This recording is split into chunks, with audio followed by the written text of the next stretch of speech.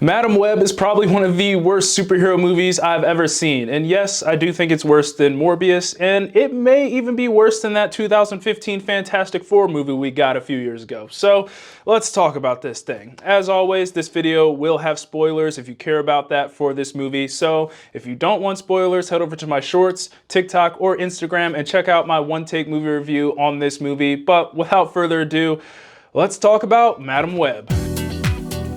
Okay, so in this movie we follow Cassie Webb, aka Madam Web, who is currently working as a paramedic, but once she starts having these visions of the future and those visions come true, she finds herself having to protect these three girls from the villain Ezekiel Sims, who wants to kill those three girls for what they could become. And while doing all of this, she is also looking for answers about her past and her powers. Starting things off with the good, and believe me, it was really hard to find good in this movie, but I'm a person that believes every movie, no matter how bad it is, has at least a little bit of good in it. So the only thing I have here is, I guess, the chemistry between the four main leads of this film. Now, this cast of actors is super talented, and I really think they did the best they could with what they had. Dakota Johnson had her moments here and there, but the script really hurt the actor's performance in this case. I mean, it really felt like these actors just weren't allowed to act in this movie. Now, the cast that they had for this movie is super talented, and I really think these actors did the best they could with what they had. Dakota Johnson had her moments here and there in this film,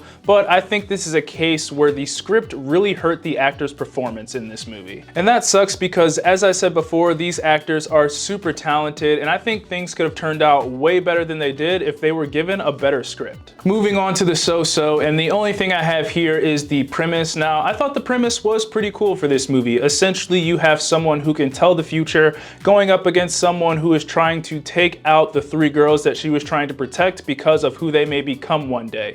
And in my opinion, they just didn't execute it well at all. It just felt like this movie didn't really know what to focus on, whether it was solely Madam Web or whether it was Madam Web protecting these three girls from Ezekiel Sims, or was it referencing Peter Parker? Because man, this movie went out of its way to make sure it referenced Peter Parker multiple times. And as a fan, I was like, we get it. That's Uncle Ben. He just met Aunt May, who wasn't even in this movie, by the way, and Peter Parker is about to be born and become Spider-Man. I mean, at times it felt like this movie was about everything but Madam Web. Now, when they did focus on Madam Web and her backstory, that's when I thought this movie was at its strongest, but then again, that's not really saying much. The only time we really got to learn about Madam Web is when she went back to the Amazon at the end of the movie, which was really random, by the way, but I'll touch on that in just a second. And finally, getting into the bad. Now, I could probably talk about the bad in this movie all day long, but I'm not gonna do that. I'm gonna try to keep it minimal, so let's do this thing. So first up for the bad, I have obviously the dialogue, and the dialogue in this movie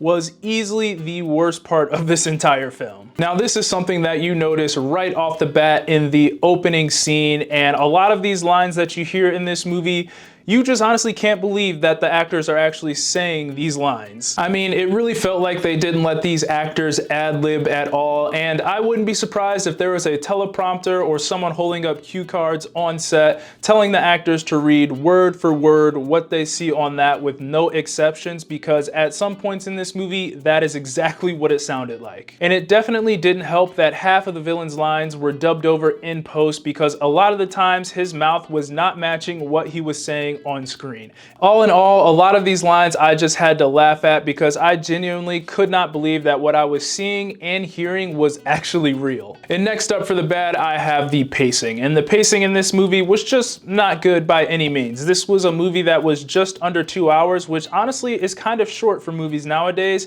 and it felt like I was watching a 3-hour movie. In my opinion, the first half of the movie was really repetitive. Essentially, Madam Web would have a vision. What happened in that vision would then come true.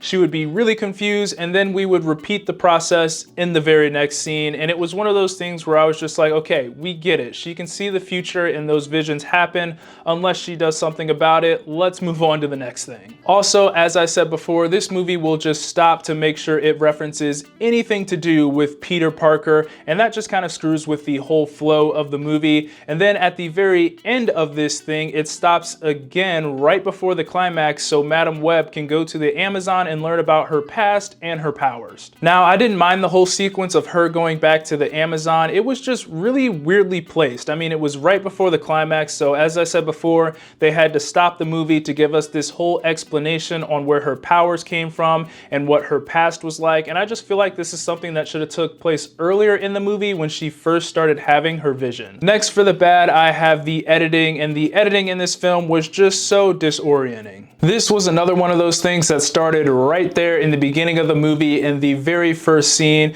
and we also got these little pop zooms that really just made no sense to have in the movie, and then you really didn't see these pop zooms until the end of the film, and it was almost like they kind of forgot that they were doing that thing, so they're like, oh yeah, we need to throw that back in there. Also, during the action sequences, especially that final one, it was so tough to tell what was going on and who was where because of this choppy editing. And we also got this same thing in the, I guess, her vision scenes where everything was super choppy and disorienting.